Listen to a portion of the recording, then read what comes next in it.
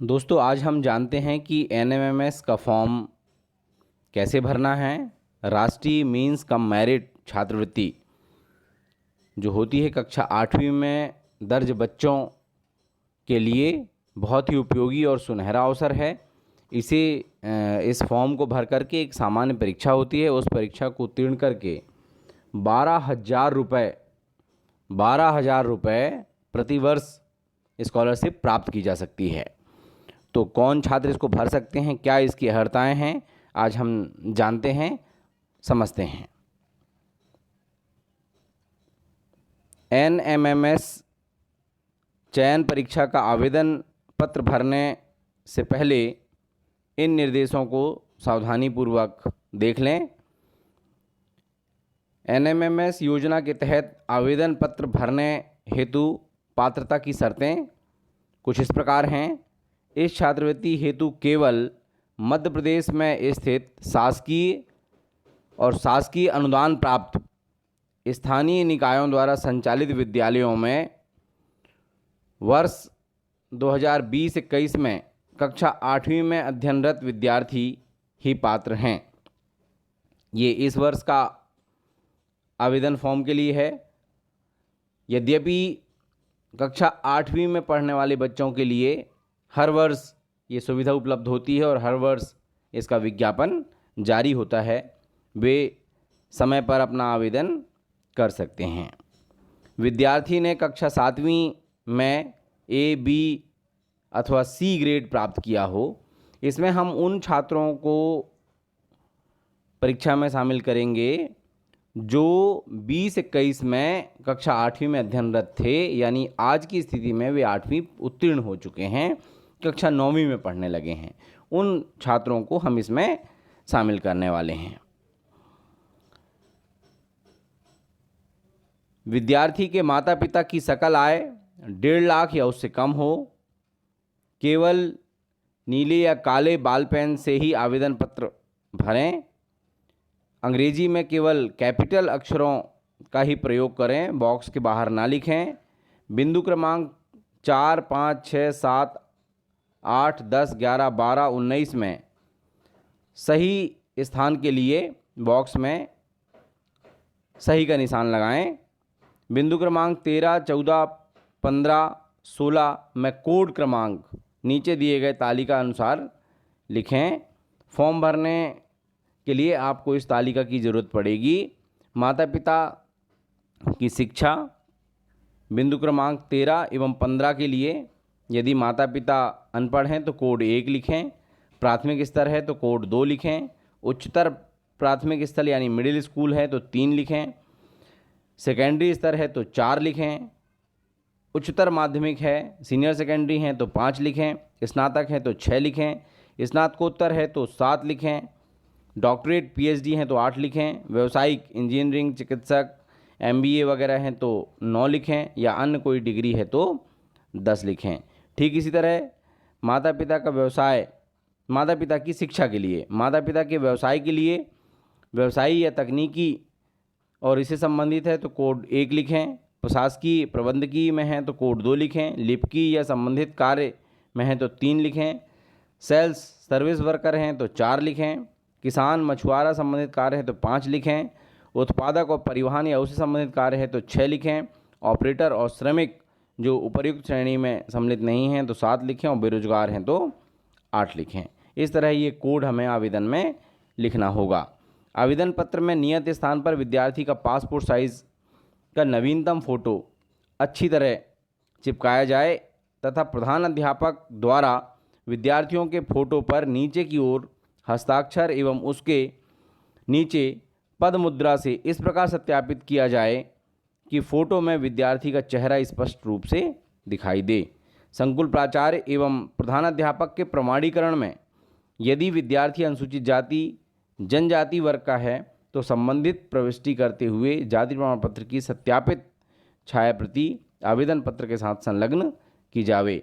NMIMS छात्रवृत्ति योजना के लिए अन्य पिछड़ा वर्ग को भारत सरकार द्वारा आरक्षण नहीं दिया जाता है, वरन उन्हें सामान्य वर्ग में ही मान्य किया जाता है। अतः अन्य पिछड़ा वर्ग के पात्र विद्यार्थी आवेदन पत्र के बिंदु क्रमांक 6 में सामान्य के खाने में सही का निशान लगाएं तथा उन्हें पिछड़ा वर्ग का जाति प्रमाण पत्र संलग्न करने की आवश्यकता नहीं है। निःशक्तजन श्रेणी के आरक्षण की पात्रता 40% या उससे अधिक विकलांगता रखने वाले विद्यार्थियों को है, अतः विकलांग श्रेणी के आवेदक द्वारा सक्षम अधिकारी के निःशक्तता प्रमाण पत्र की सत्यापित फोटो प्रति आवेदन के साथ संलग्न की जावे। आवेदन पत्र सही भरा जाए तथा विद्यार्थी आवेदक के हस्ताक्षर, प्रधानाध्यापक के हस्ताक्षर व पदमुद्रा तथा संकुल प्राचार्य के हस्ताक्षर एवं पदमुद्रा अंकित कर प्रमाणीकरण कराया जाए। तत्पश्चात अपने क्षेत्र के निकटतम कियोस्क केंद्र पर जाकर भरे हुए आवेदन पत्र की प्रविष्टि ऑनलाइन भरवाई जाए। प्रत्येक आवेदन पत्र की प्रविष्टि उपरांत पावती की 2 प्रति प्रदान की जाएगी। इसकी एक प्रति विद्यार्थी के पास तथा दूसरी प्रति आवेदन पत्र के साथ संलग्न कर इसे संकुल प्राचार्य के कार्यालय में जमा कर 1 वर्ष तक सुरक्षित रूप से रखा जाए। एनएमएमएस परीक्षा का परिणाम घोषित होने के उपरांत अहर घोषित किए गए विद्यार्थी का आवेदन पत्र जो पूर्व निर्देश अनुसार संकुल प्राचार्य कार्यालय में सुरक्षित रहेगा। विहित आय प्रमाण पत्र, जाति प्रमाण पत्र तथा संबंधित छात्र के निकटतम भारतीय स्टेट बैंक या राष्ट्रीयकृत बैंक में खोले गए बचत खाते एवं बैंक खाते के IFSC कोड इत्यादि की सही जानकारी एवं पासबुक की संबंधित पृष्ठ की छायाप्रति सहित जिला शिक्षा अधिकारी कार्यालय में अनिवार्यतः जमा करें, जहां इसे छात्रवृत्ति अवधि में 4 वर्ष तक सुरक्षित रखा जाएगा। आवश्यकता पड़ने पर वरिष्ठ कार्यालय को उपलब्ध करवाएंगे। आय के लिए निर्देश है कि अभिभावक माता पिता विहित प्रारूप में अपना आय स्वयं घोषित कर सकते हैं, उसे मान्य किया जाएगा। आवेदन पत्र की ऑनलाइन प्रविष्टि के समय प्रत्येक विद्यार्थी का फोटो एवं हस्ताक्षर स्कैन किए जाएंगे। इस हेतु प्रत्येक विद्यार्थी को पासपोर्ट साइज फोटो के अतिरिक्त फोटो के साथ कियोस्क में उपस्थिति आवश्यक होगी। आधार कार्ड पर लगा फोटो स्कैनिंग के लिए मान्य नहीं होगा। तो ये पूरे निर्देश हैं। अब ये एक फॉर्म है, ये फॉर्म आप देख लें, एप्लीकेशन फॉर्म। इसमें कैसे भरना है, केंद्र का कोड, सरल क्रमांक, ये सब जो है उसमें शो करेगा MP ऑनलाइन में। यहाँ फ़ोटो चस्पा करेंगे जो प्रधानाध्यापक के द्वारा सत्यापित होगा। यहाँ पर जन्मतिथि लिखेंगे, विद्यालय का डाइस कोड जहाँ वर्तमान में विद्यार्थी अध्ययनरत है, इसका मतलब है कक्षा 8वीं का डाइस कोड लिखना है, मतलब जहाँ वो कक्षा 8वीं पढ़ रहा था। जहाँ पर वर्तमान में 9वीं पढ़ रहा है उसका डाइस कोड नहीं लिखना है। परीक्षार्थी का समग्र ID नंबर, परीक्षार्थी का आधार नंबर, आवेदक का नाम हिंदी में, बाकी जगह अंग्रेजी के कैपिटल लेटर में लिखना है। अंग्रेजी के कैपिटल लेटर में नाम उपनाम के बीच एक रिक्त ब्लॉक छोड़ देंगे। पिता का नाम, माता का नाम, लिंग महिला या पुरुष है, जहां रहता है आवेदक, शहरी क्षेत्र है या ग्रामीण क्षेत्र है, जनरल, अनुसूचित जाति, जनजाति। यहाँ पर OBC का कॉलम नहीं है, OBC को भी जनरल में टिक करना है। क्या निःशक्त जन श्रेणी में आरक्षण हेतु विद्यार्थी 40% या इससे अधिक विकलांग है तो हाँ या नहीं में टिक करना है, सही का निशान लगाएं। बॉक्स के बाहर सही का निशान ना जाए। यदि हाँ तो निःशक्त विद्यार्थी की विकलांगता का प्रकार कौन सा प्रकार है, अस्थिबाधित, श्रवण बाधित, दृष्टिबाधित, मानसिक विकलांग, बहुविकलांग, कोई नहीं। विद्यालय का नाम एवं पता जहां आवेदक कक्षा 8वीं पढ़ रहा है। यहाँ पर संकुल केंद्र का नाम, ब्लॉक, जिला, पिन, उसका पता, अंग्रेजी में कैपिटल लेटर, ये पूरा लिखना है।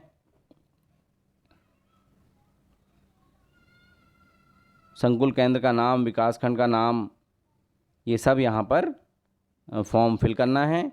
विद्यालय का प्रकार जहाँ आवेदक कक्षा 8वीं में पढ़ रहा है वो शासकीय है, स्थानीय निकाय है या शासकीय अनुदान प्राप्त है, शहरी या ग्रामीण क्षेत्र का स्कूल है, परीक्षा का माध्यम हिंदी या अंग्रेजी, पिता की शिक्षा पिता की शिक्षा के लिए वही कोड देना पड़ेगा, पिता के व्यवसाय के लिए भी कोड लिखना पड़ेगा, यहाँ पर माता की शिक्षा के लिए भी कोड लिखना पड़ेगा, माता के व्यवसाय के लिए भी कोड लिखना पड़ेगा, जो पूर्व में आपको बता चुका हूँ। माता पिता पालक का मोबाइल नंबर, माता पिता की सकल वार्षिक आय जो 1.5 लाख रुपए से तक या 1.5 लाख रुपए से कम होनी चाहिए। माता पिता की सकल वार्षिक आय का वर्गीकरण किस वर्ग में आते हैं, वो 50,000 तक, 50,000 से 1 लाख तक, 1 लाख से 1.5 लाख तक, इन तीनों में से जो भी श्रेणी में आते हैं उसमें टिक करें। विद्यालय संकुल केंद्र का टेलीफोन नंबर, ईमेल आईडी और छात्र का खाता क्रमांक, शाखा का नाम, बैंक का नाम, IFSC कोड, संकुल प्राचार्य का प्रमाणीकरण लास्ट में होगा। तो यहाँ पर पूरी जानकारी फिल करने के बाद प्रधान अध्यापक का मोबाइल नंबर, संकुल प्राचार्य का मोबाइल नंबर, आवेदक के हस्ताक्षर नाम, संकुल प्राचार्य के हस्ताक्षर नाम, पदमुद्रा और प्राचार्य या प्रधान अध्यापक के हस्ताक्षर नाम, पदमुद्रा, इतनी चीज़ें आपको फॉर्म में भरनी हैं।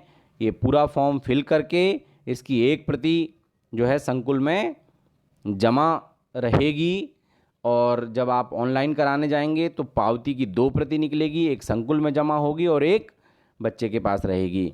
जैसे ही बच्चा ये परीक्षा उत्तीर्ण कर लेता है, उस फॉर्म की सारी डिटेल जिला शिक्षा अधिकारी कार्यालय को संकुल प्राचार्य द्वारा भेजी जाएगी, और प्रत्येक वर्ष कक्षा 9, 10, 11, 12 उत्तीर्ण छात्रों को 12,000 रुपये वार्षिक दर से छात्रवृत्ति शासन द्वारा दे होगी। तो ये बहुत ही उपयोगी, आर्थिक रूप से कमज़ोर वर्ग के लिए, वंचित वर्ग के लिए बहुत ही उपयोगी छात्रवृत्ति योजना है। अधिक से अधिक मात्रा में बच्चों को फॉर्म भराएं और इसका लाभ दिलाएं।